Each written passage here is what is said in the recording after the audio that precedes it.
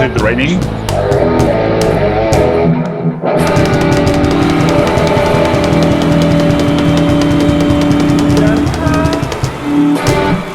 It was raining in the jungle. It was raining. It's Rainy jungle. That's rainforest. weird. You're right. Every time I talked while you were playing guitar, we started hearing this rain hissing sound. Oh, great. Guitar feedback. Right. It was the ghost of Axel. Is this your It was- Alexa it was creating the interferences with your white noise. guitar, or? You know what? I got this new mic, one of the blue mics. Uh-oh. There you go. Yeah, it's screwing everything up. I think my older mic worked better. So, but But try to be fancy. yeah, I tried to get fancy and it didn't work. Let me see if Fancy pants. Jim Rome obviously selected the right song for the intro for his show back in the 90s, and he's kept it all along, starting with Welcome to the Jungle. When you hear Axel going, whoa.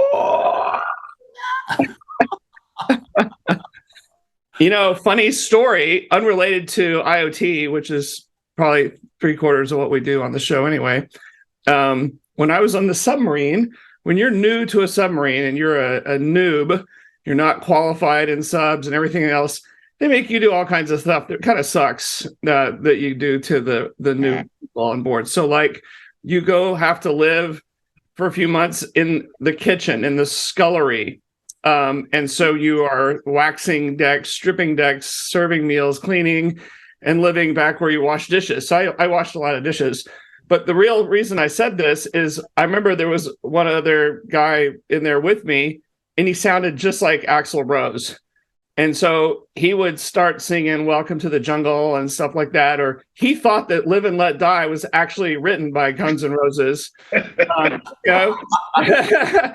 And he sounded so much like him that both the captain and the executive officers started calling him Axel after a while. So there's your submarine to, Welcome to the Jungle tie-in for the day, folks. Yeah, that's awesome. Yeah. Yeah.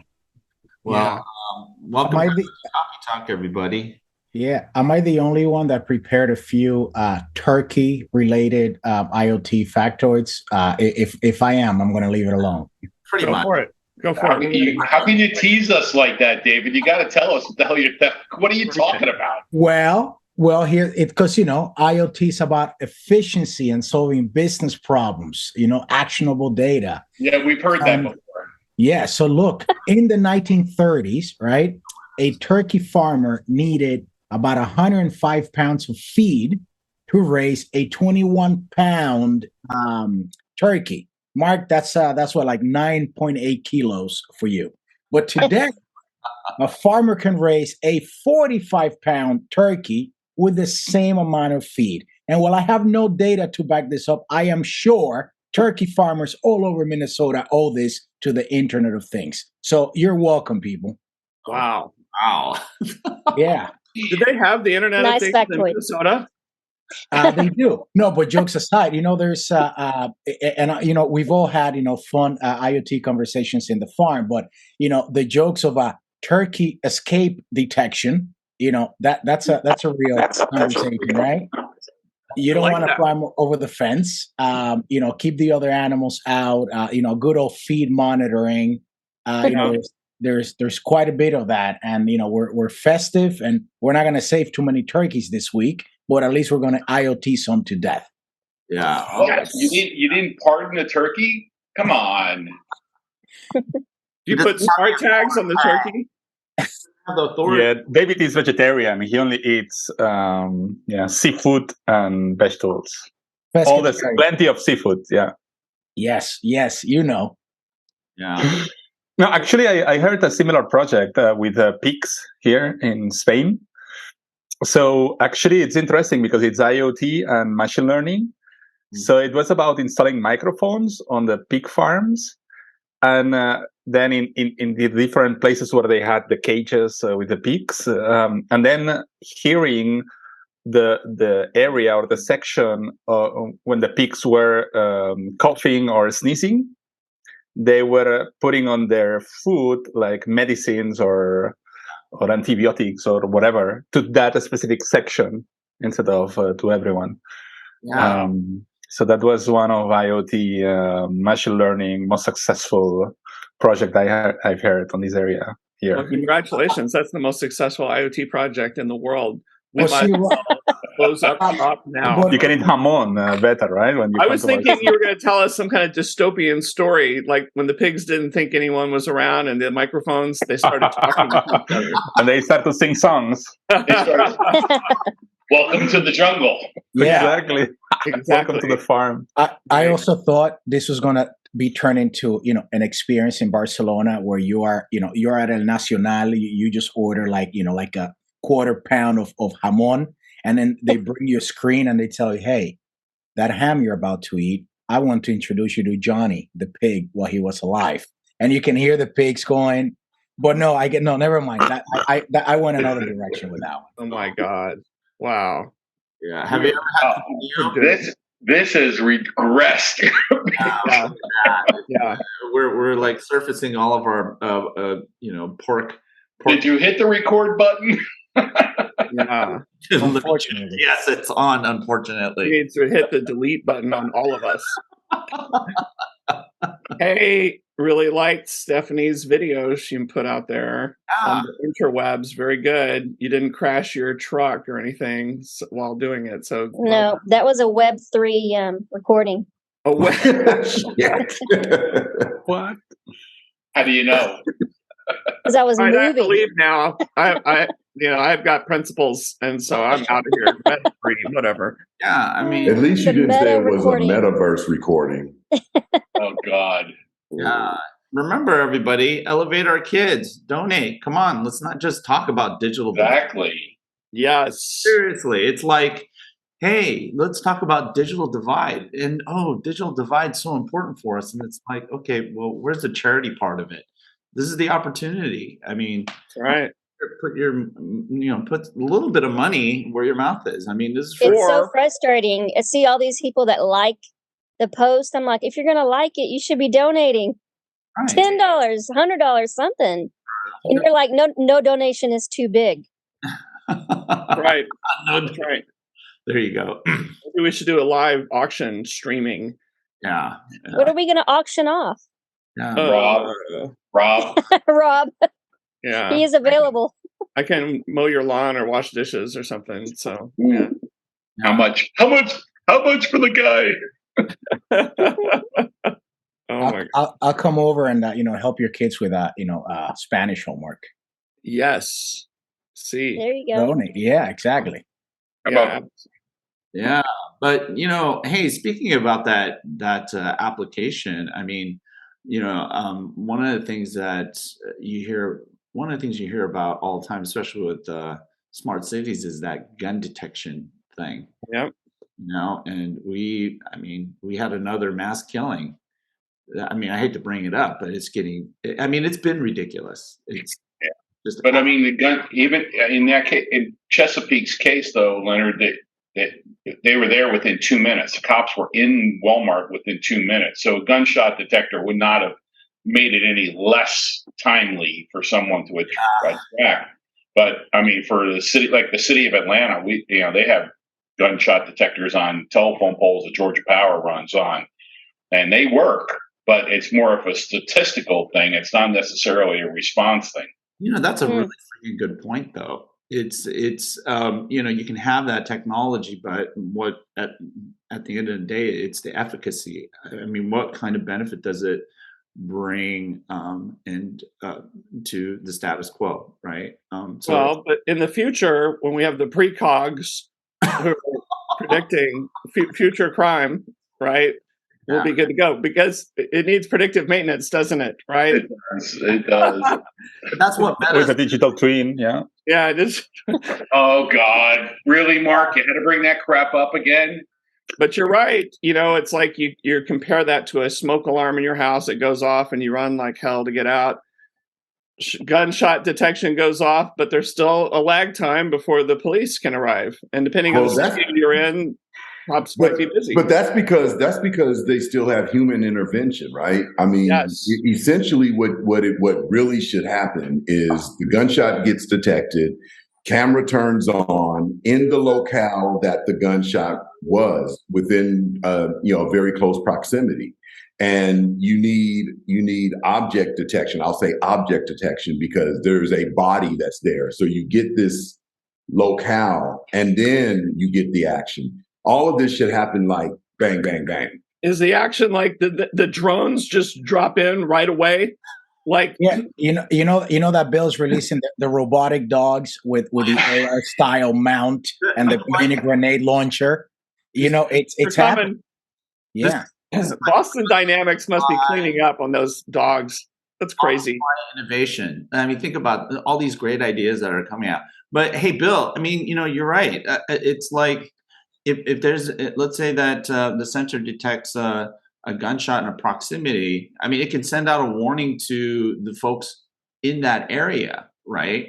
And I don't think, because it's not the case that everybody will hear a gunshot, but it can put out a warning so that people can be aware that there's a active shooter in proximity, and that can help, right? Yep.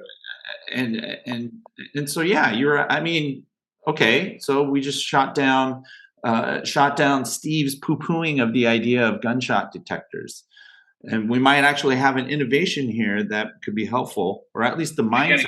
It goes back to that private public scenario that Bill always talks about, which is, okay, well, the gunshot detector and the sensor and the security camera is owned by Georgia Power, but how does it get to Atlanta Police Department in order to get that warning out? So there's that gap that continues to go from why am I doing this and what do I do with it? There was one sense that they were discussing, how they have the tornado warnings and the sirens in their downtowns.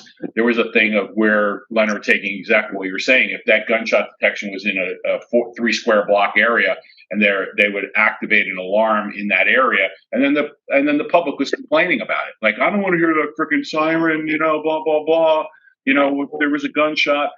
But, as Bill knows, all this data is being put into, where the bad areas of your city are. It's, from a statistics standpoint, not necessarily a prevention standpoint, which is ridiculous. It's just now, I don't know how many of you guys grew up in a tough neighborhood, but I'll tell you this, pal. We don't need tech to know where the bad neighborhood is. Exactly. Right? But the government wants to know, David. No, I hear you. But, it's like, I know, like, I was come with me. I'll show you. In my neighborhood where I grew up, the gunshots were going off all the time, so it would just be futile.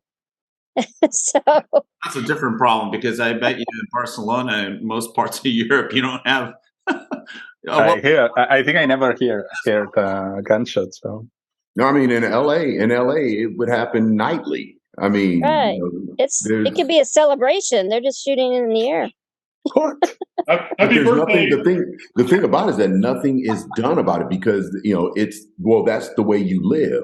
Well, no, it doesn't. It shouldn't be that way. I shouldn't have to think that it's normal to hear a 44 Magnum or a Desert Eagle being shot, on a regular basis, and say, oh well, there they go again. It's something should be done about that. And crazy story. The neighborhood that I grew up in was pretty bad. It was South Dallas. And when I was in high school, I was dating a gang member, and, I didn't have the best, choices then. But we were just hanging out on a Friday night at my house, and some of his friends were over, and all of a sudden my house gets shot up. So I've been in drive-bys at my home twice.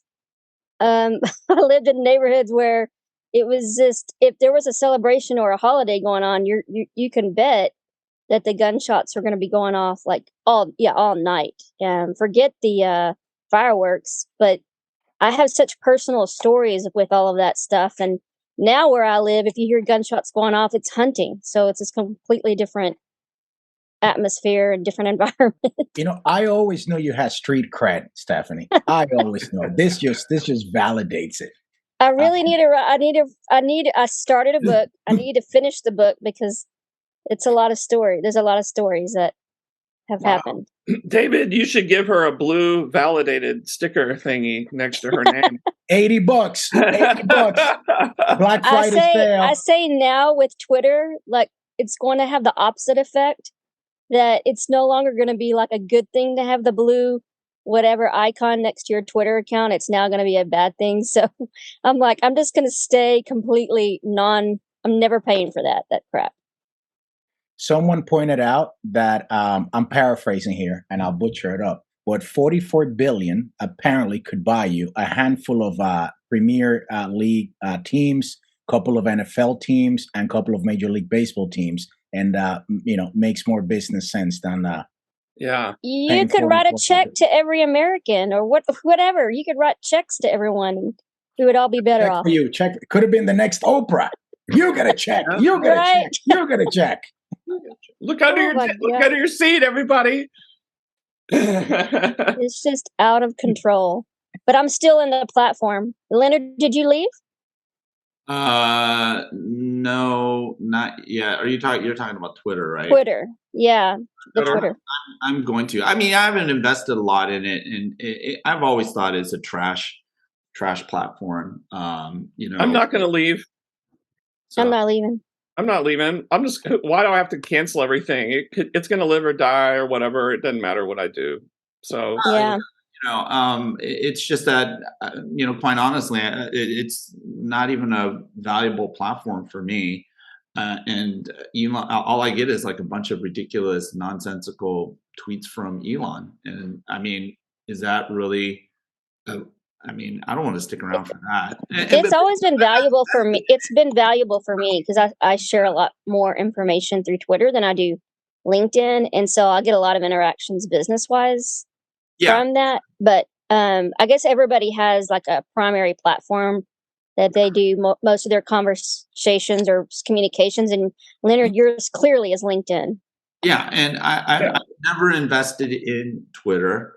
I know that there's a lot of folks who are, and that's fine. I think one favor, I don't know if Elon can actually do this, but the one thing about the blue and that purple tweet badge or whatever that crap is, that's good, is that it will signify who is a real persona on that network, because I bet you $1 million most of the impressions on that network is just all contrived. It's click farms and bots and all this stuff.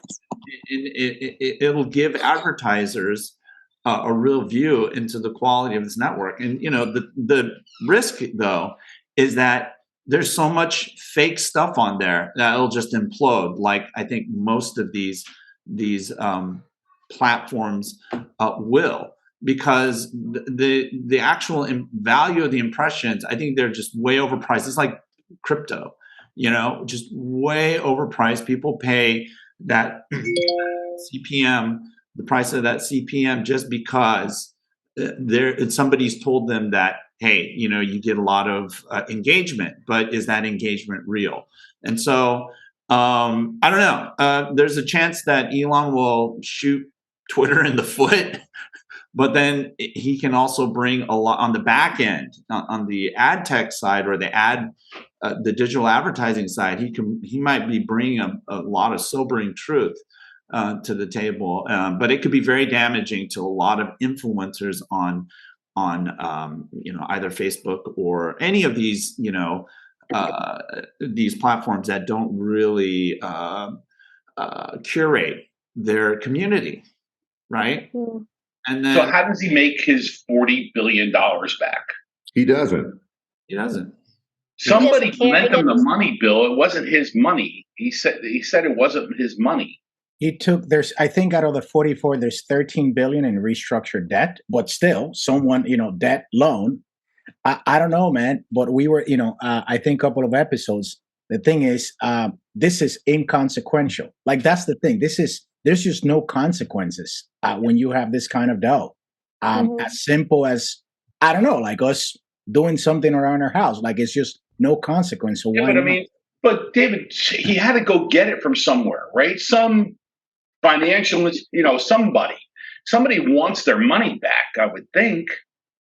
I think we are in front of this this moment when Google acquired YouTube, by a lot of money, or Facebook acquired Instagram. Like, we were like, what the hell? What's the return of investment of these acquisitions? Probably we are in front of something like this. I'm not sure if it's gonna be for the good or the bad, but yeah. I mean, I But think it's it just- depends on. I think it depends on where you're really headed. Like for me, I swear the real interaction for me, and it's I'll say a less than talked about platform is Slack. I mean, Slack for me is where I live, probably because it's a developers community. And I mean, there's a lot that goes on there, and then it comes around from there to LinkedIn. People are like, "Oh, I want to connect with you," and then they come to LinkedIn, and then we're literally engaging on a daily basis on Slack. That's Slack for the win. Yeah. Well, it's fluid. It's a fluid situation. And I don't know. You have to look back, and before we had all these interactive platforms, we were actually communicating with our customers and meeting with them face to face. I feel like, of course, that's still the most valuable way for my business in terms of getting in front of them and quote unquote closing the deal. I think that all these platforms, they're real minor touch points. I think in the whole grand scheme of things, it always takes the person to get on the phone or to have the face-to-face meeting to really have the conversation going to actually close the deal and to convince the customer, convince the other party that, hey, this is worth it. I'm going to spend my money on this. It's just, but I mean, I'm starting to see more scams on LinkedIn. And I've always felt like LinkedIn has been a more trusted platform. But one of the more recent ones is one of my customers, and they always come to me for any technical issue. They've had and this happens on Facebook all the time. Everyone's copying accounts. Well, it's happening on LinkedIn now with businesses, and what they're doing is they're kind of copycatting the business, changing the name up a little bit, and they're posting fake jobs. And so folks are kind of going through a whole interview process and think that they're talking to someone that's legitimate. And then, of course, you're sharing, people get duped into that, and they're sharing all their personal information to get the job or fill out the application. And essentially someone's coming in and stealing their identity. So that's happening on LinkedIn right now. So the platforms, they're still like kind of a risk. There's risk there that, I don't know if you guys are seeing anything on LinkedIn, but the scams are the email influx of scams coming in my inbox are just it's gotten really bad recently. Gotta go. Hard stop. Time for the next meeting. You guys have a great Thanksgiving. You too, Rob. ElevateOurKids.org. All righty. Bye-bye. Yep, I have to jump as well. I got to go in here, and I got some turkeys to spatchcock and inject and all of that good stuff. But disgusting. You gotta love it. But wishing you guys a happy Thanksgiving, and yes, elevate our kids. I can say my donation is coming, and I'm going to make sure that I get at least 3 kids done myself, just myself, and then Smart Connections is going to donate as well. I was going to tell you too, Bill, before you jump off, Black Friday on Friday. Black Friday is, of course, Friday, but Target is having. They have Lenovo Chromebooks for $170, and then they also have some Acers for $140, which is a super low price point. So if you want to go out, even buy some personally to go out and give to kids, that might be a good option to go look at. Awesome. Thanks. But you guys have a happy Thanksgiving. You too. Let's hook up, and of course we can all find some time to hook up in the DR. Yes, like I said, please. Corrales Golf Tournament every year. We'll talk about it later. I'm out, guys. Bye, Bill. They're dropping like flies. Yeah, they're dropping like flies. What the hell? Yeah, no, you know what? I've been getting a lot of invitations, and they're really hilarious because they're like these. I think they're like PRC, like like Chinese honeypot. It's like a photo of like this beautiful woman with like a male Latino name, like a Spanish name. It's like, okay, let me What? report this. So, warning to you, whoever the hell does this kind of crap, you are going to be blocked. You're going to be tagged as phishing or a fake account, and we will actively take your asses out. You assholes. Get the Well, there goes the R-rated, tag. And thanks, Leonard.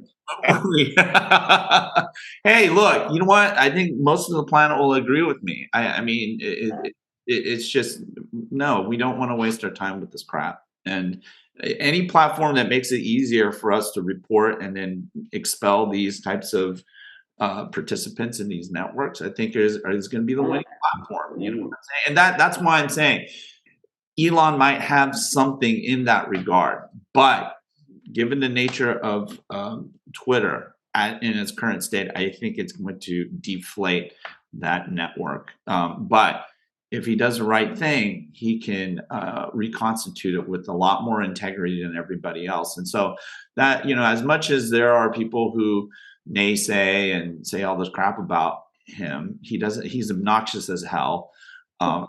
He might even admit that he is. Okay. And this is like one of the weird things about him, is that he'll probably admit, yeah, I'm being a jerk, but maybe there's some truth in purpose that we might not appreciate. And so that's one of the things I'm seeing as a remote possibility. He hasn't ever said this stuff, but no, having been in the ad tech world since the first .coms, working with these companies from the beginning, I can see that he, while he comes in and looks like an amateur, he might actually be honing in on a big problem, and he might do some good. We'll see. And that's coming from someone who is not a fan of his rant. I think he should just shut the hell up, because if he's really going to be a champion for free speech, he should just shut the hell up.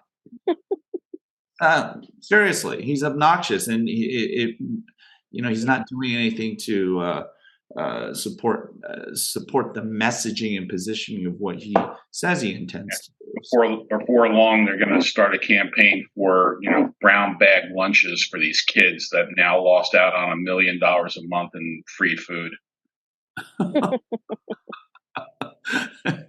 Yeah, I mean, but Rob was right. I mean, Rob's posting the other day about the idea. Oh, you know what? I had to sleep on the floor when I'm a developer. So maybe the Twitter people, you kids maybe have to work for a living. How hard is that? Yeah.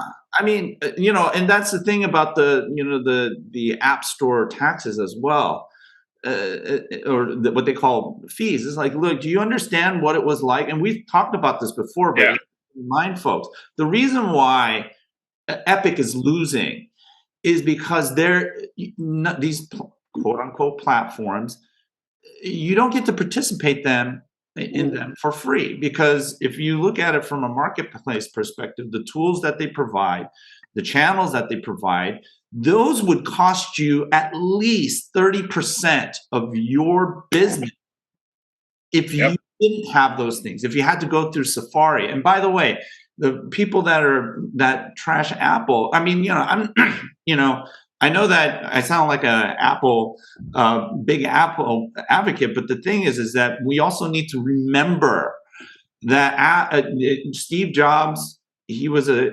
huge, he basically took down Flash, right? And one of the things he was promoting was HTML5. And one of the things that HTML5 provided was a way of democratizing development on the web for applications, high interactivity. And so those developers who are complaining about paying the tax, which most of them don't pay. Okay? They don't end up paying a penny to Apple. They could go and develop a web app. And there was a whole movement to do exactly that. How do we, this whole walled garden thing, how do we get out from underneath, Google and Apple? That is an old school story. And the great hope was HTML5 would provide a channel for developers who didn't want to be part of that walled garden, which everyone has, by the way. It gave them an opportunity to develop apps, but you don't sideload and compromise the system, which as a consumer, I am going to buy things that are vetted through Apple because there's a gate. I will not consume things that are side loaded into the system. I think it. I don't think it's kosher. There's a lot of code out there. I mean, a lot of developers who don't maintain the applications after a time, and most of the applications on these app stores are crap. They're just somebody paid somebody a certain amount of money for a short-term application throwaway app. That's what most of these apps are. Anyway, yeah, it's ridiculous. People don't understand the cost of doing business. And so, Steve, I know I'm riffing off of what you're originally saying, but yeah, the software business is not a free, easy business. No, it's not. Really friggin' tough. And the problem, and this is something I told John Baker of Mavenir, I said, the problem with software is it's easy. And that's what makes it hard.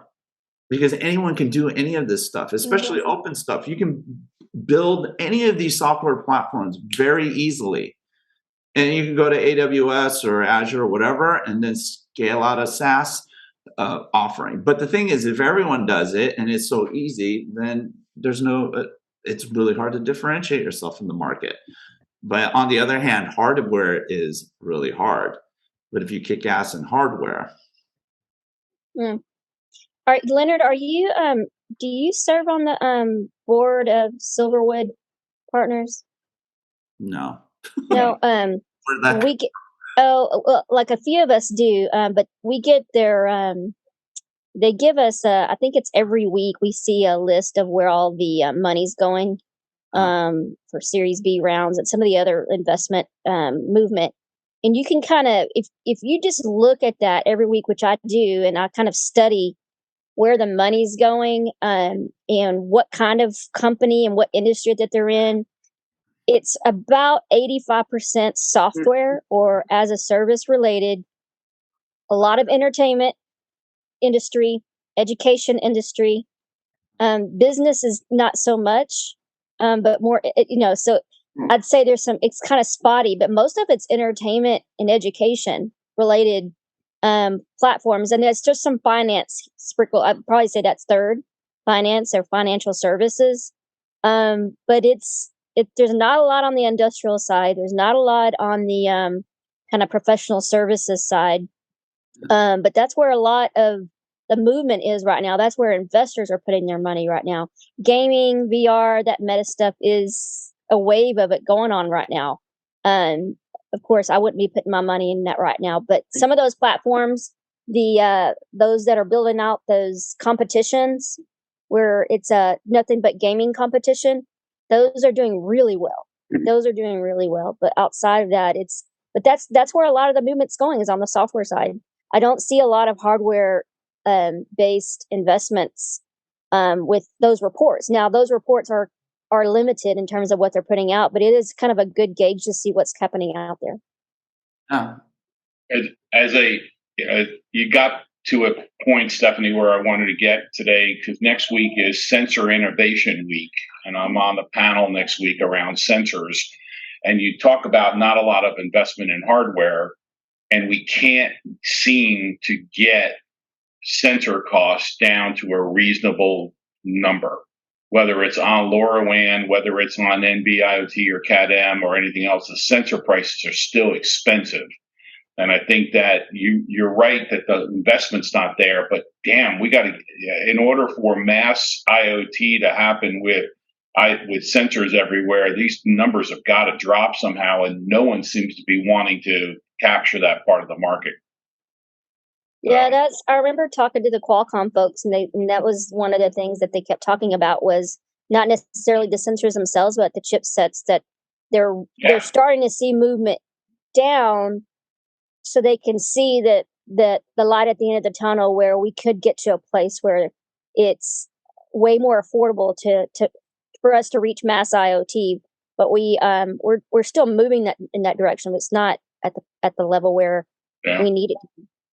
Well, do you think the chipset component will do it? Because, what are we talking about? Like LTE? That's just the piece. Yeah, that's just a piece. Yeah.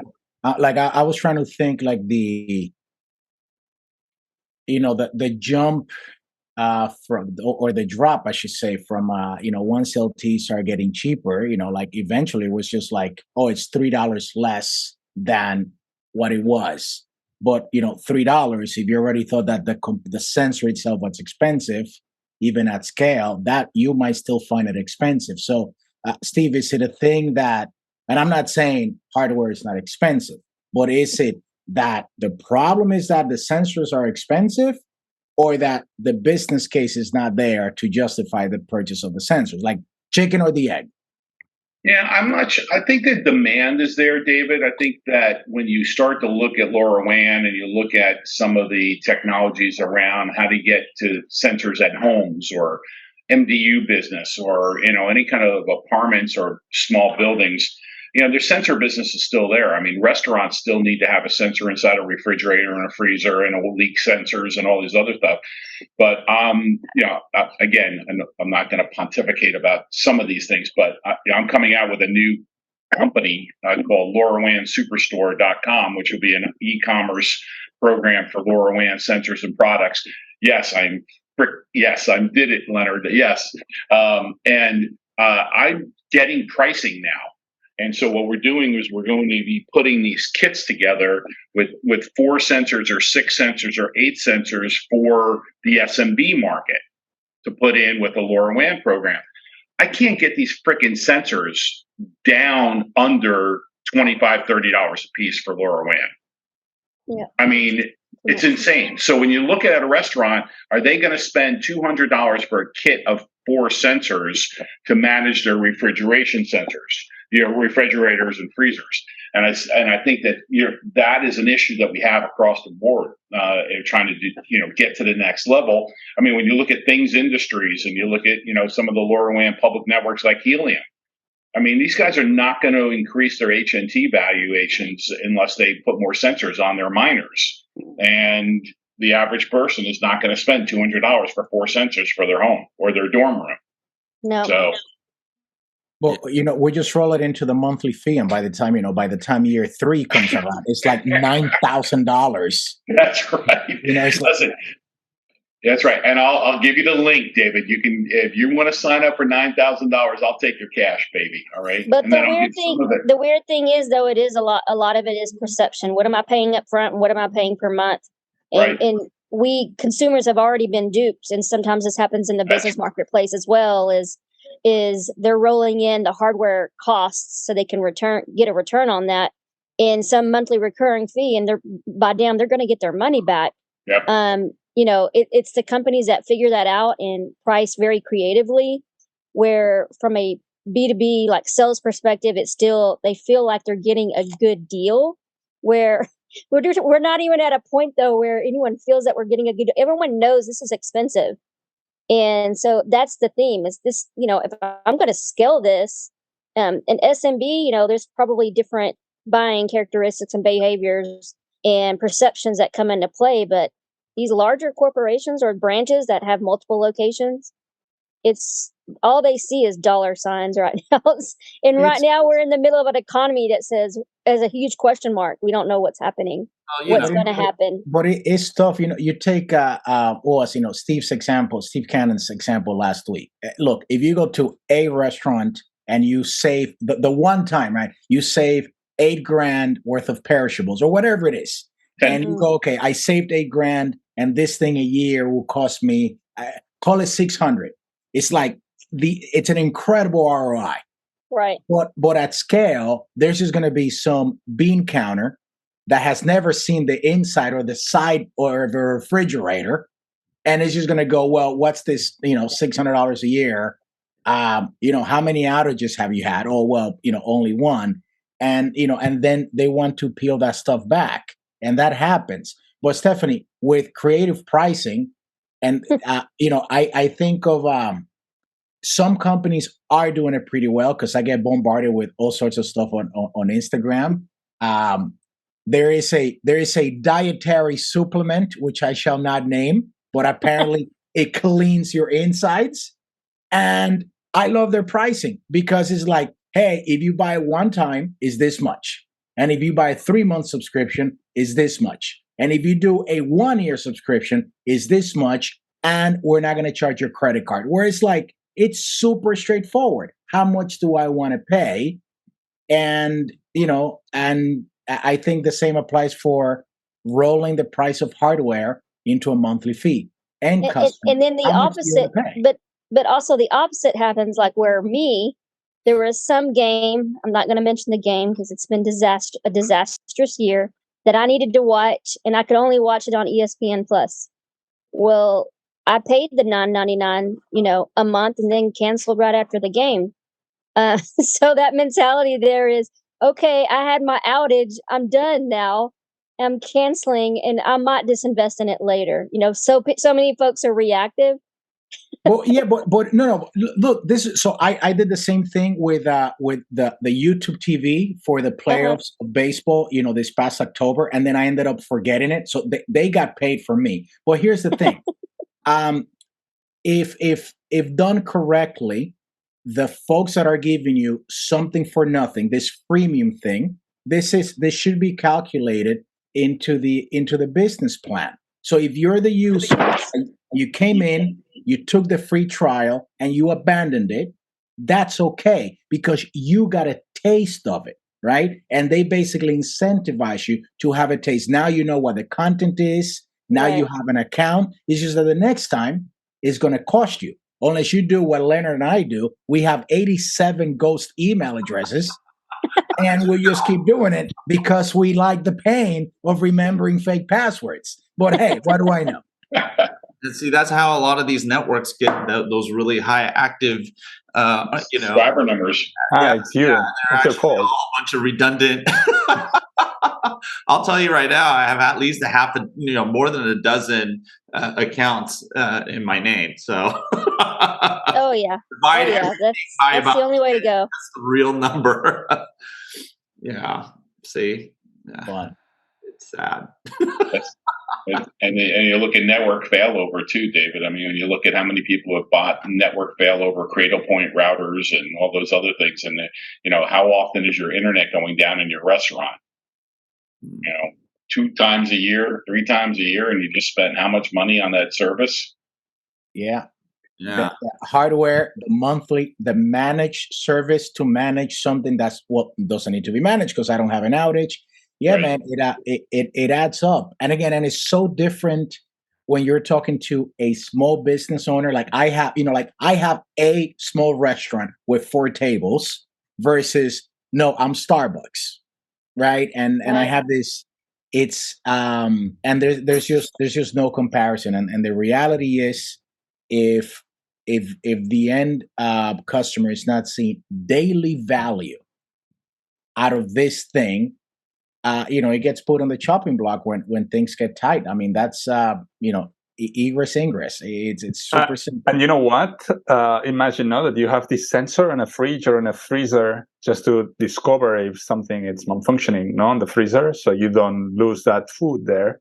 Yeah. But on the other hand, you're paying an insurance. So if something happens to your freezer, they will pay for the food that was inside. Maybe. So actually, you're paying double for the same, right? So some companies say, hey, if something happens, we have an insurance that covers for that. Oh, and what a nightmare to file that paperwork. Yeah. I remember trying to monitor these containers full of seafood coming from Latin America to Europe, just because David had to eat something when he came to Barcelona.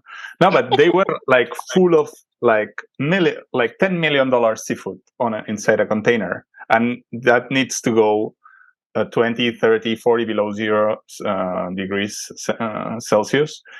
So it's really interesting because we were like, yeah, sure. So with this sensor, you will know in real time if something happens to your seafood. And they were like, I mean, if it's on the ship, first thing that we do when this container arrives at the harbor is we open it. If it smells bad, insurance will pay for it. So we already paid the 10 million, but if something happens, I don't need a sensor. I don't want to know. You know, I remember way back when they were talking about how they, instead of the end customer paying for that risk insurance, model, but the insurance company actually investing in that and covering that for the restaurant company as part of a risk reducing kind of service. But that has those internal business models like that have not panned out either. Yeah. But those little discussions have happened. Is let's skip the middleman. Let's not go directly to the end user or the end customer or the business or the government customer. Let's go directly to the OEM or to the service provider or to the insurance company.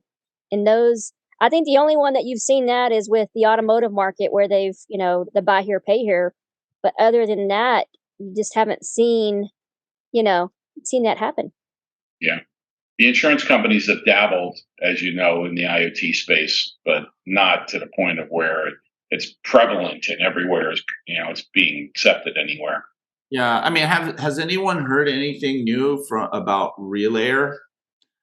They were bought out. I think Yeah. by that insurance company, and they were supposed to be sort of this poster child for a lot of that. That whole use case or whatever the hell case for an insurance company getting into IoT, but I haven't heard anything since. Well, and go down that road. So our hurricane insurance has gone up through the roof for our homeowners insurance here in Florida, obviously, and they in order to qualify, they just asked us to change out our hot water heater. And I'm like going, okay, so what is the correlation between a hot water heater and hurricane insurance? I'm like, if you ask me about a roof, I get it. But I'm like, okay, well, all right, well, then I'm going to put in a new So what does the smart ass IoT dude say to the insurance guy? Well, then if I put a leak sensor underneath the hot water heater, will you give me a discount? Where do you think that conversation went? It was like, nope. I don't even know what the hell I was freaking talking about. Mm-mm. Wow, but that's odd. I mean, no, I'm curious. Like, what does the water heater like? I mean, if you take the water heater out, the hurricane will not come. I mean, I'll go help you, Steve. I'll take that thing out this morning. Strange. Trust me, the wife and I were like, "What?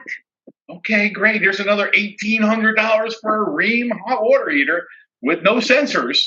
Like, what does that got to do with hurricanes? So, maybe insurance could start donating like large witch-like cauldrons so we can just heat water with wood, and maybe that will keep the hurricanes away.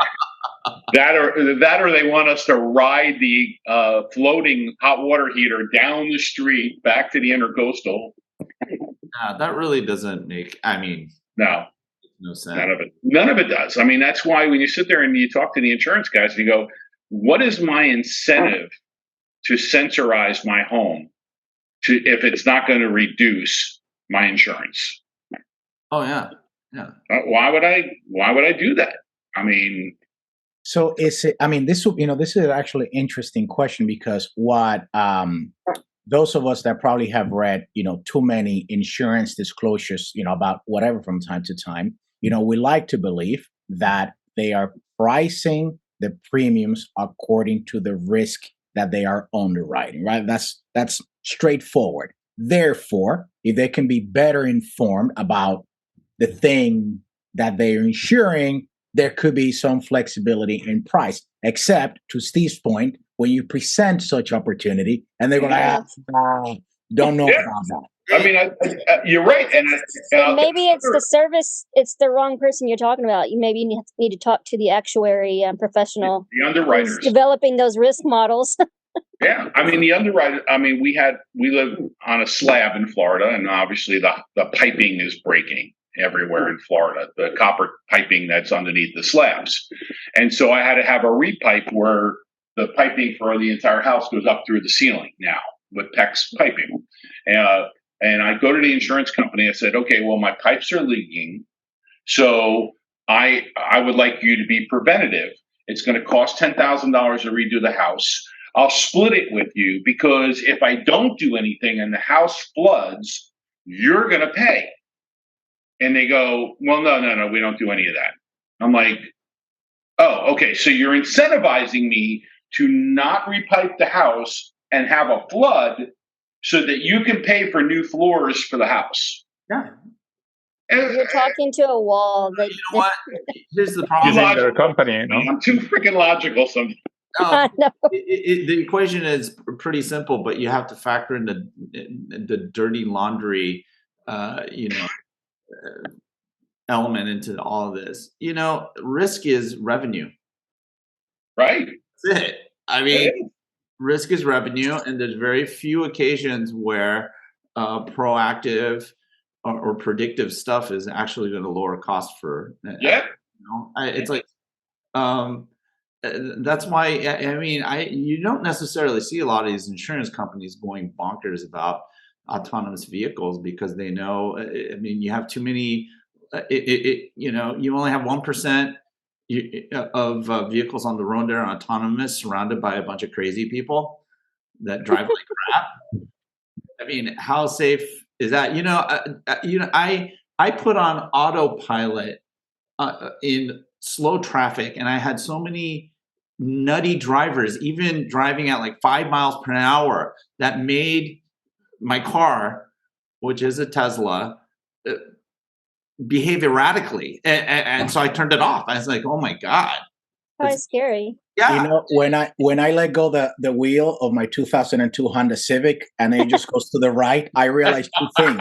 One, it's not autonomous, and two, it might need an alignment. But you need a right wheel alignment.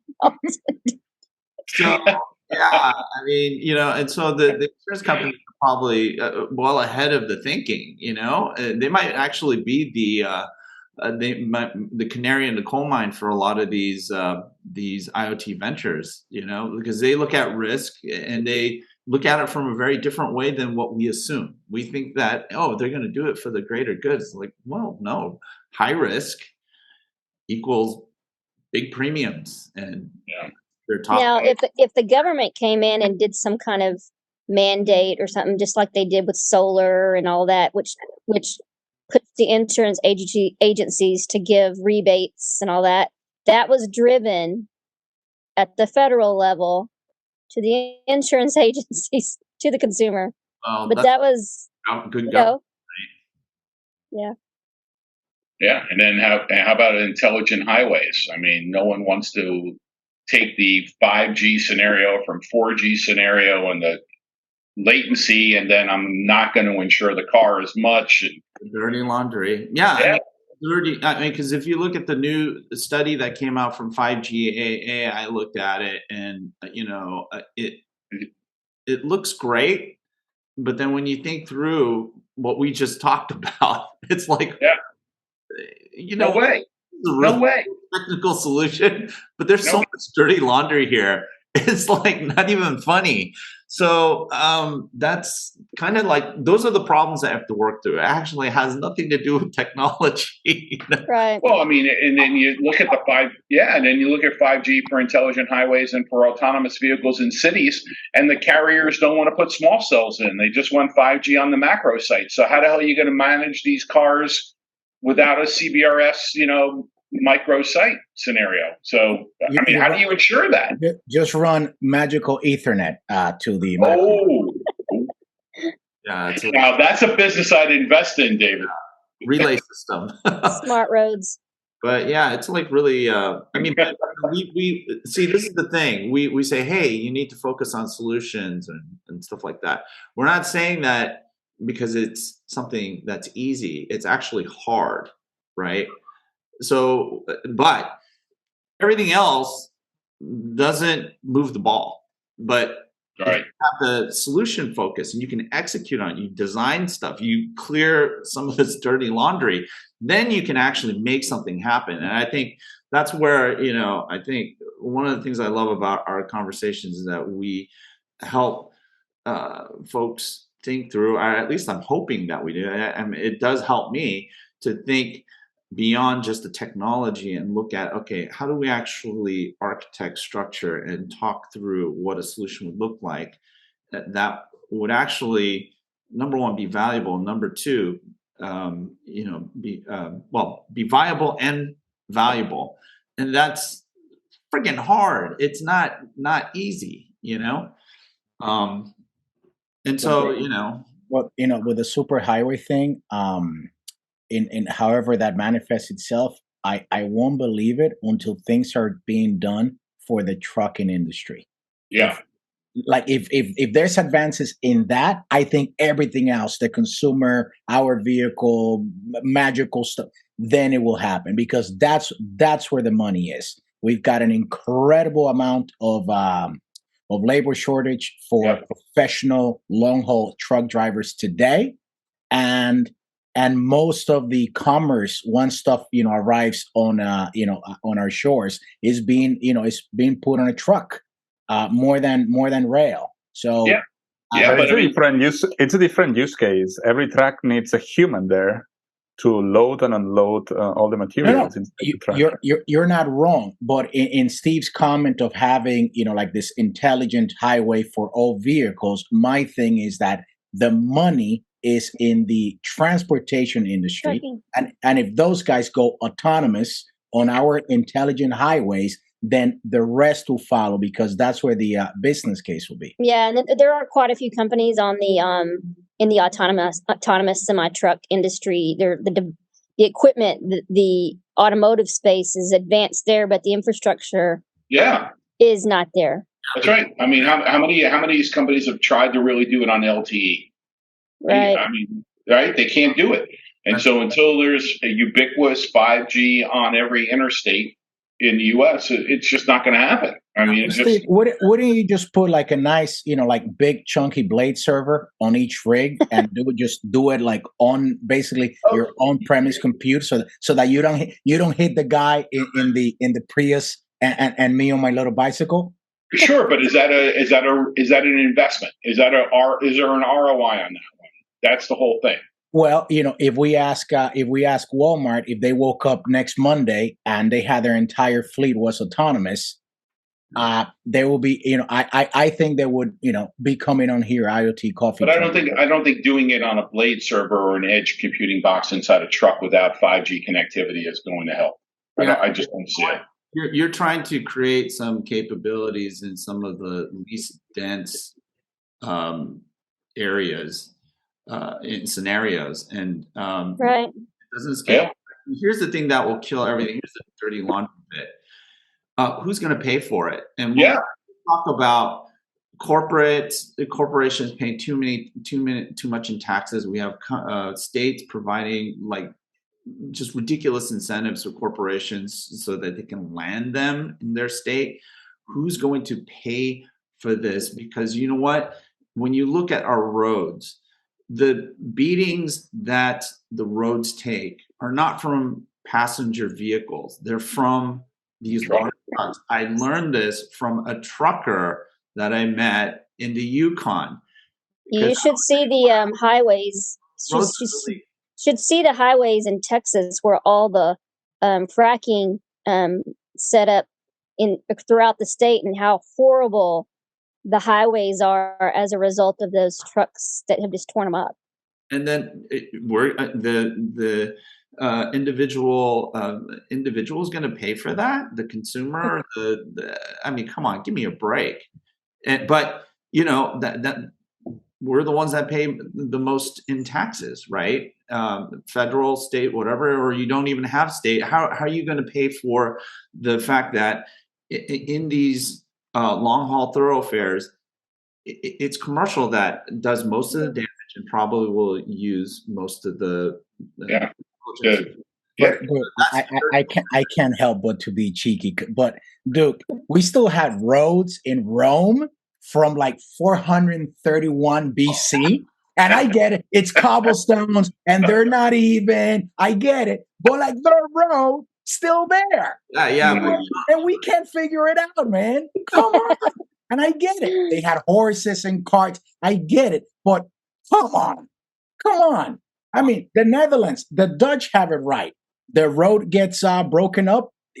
Give them a couple of hours. Things get lifted and leveled up and repaved like magic. We could be doing better, man. And we have imagined the job creation, like the initial highway, system. Anyway, we don't have enough people. Sorry, David.